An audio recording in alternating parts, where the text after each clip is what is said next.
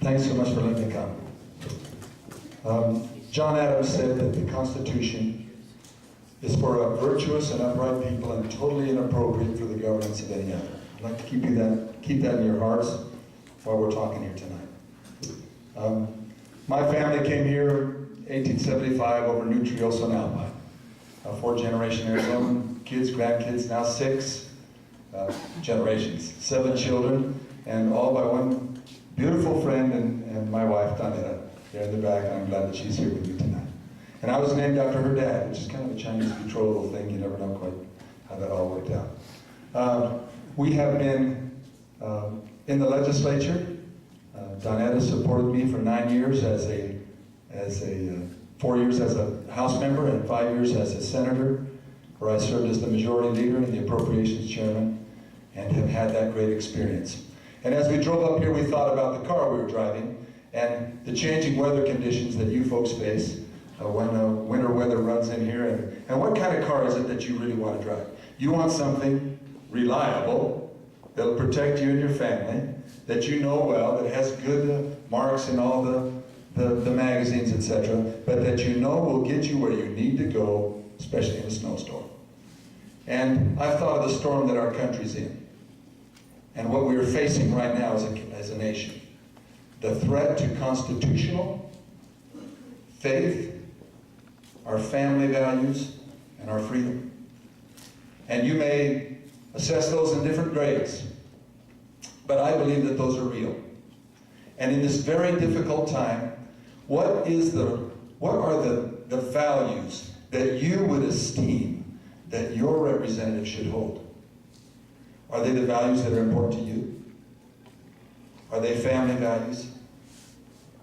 Do you want somebody who has the experience under fire, who has proven that they are pro-life, that they are pro-family, that they are pro-Second Amendment, that they are pro-private property rights, that they are pro-states' rights, who has a record to show you that conservative values can be applied in solving problems?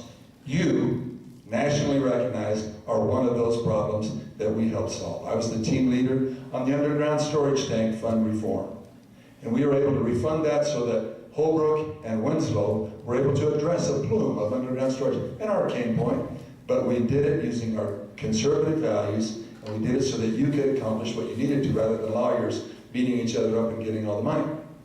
We used that when we fought for the rangeland reform and forestry reform, when I fought for the charter school movement and freeing up that ability to have competition in our education system, when we fought for the concealed carry, which has now gone a step forward with constitutional carry, when we fought and fought and fought to get the rangeland along the border and the desires of certain people to get that declared to be wilderness area and other protected areas, when we knew that that would become just another means of getting drugs and the illegal activity going on. These are things that we fought on. These are conservative values that I showed as a legislator.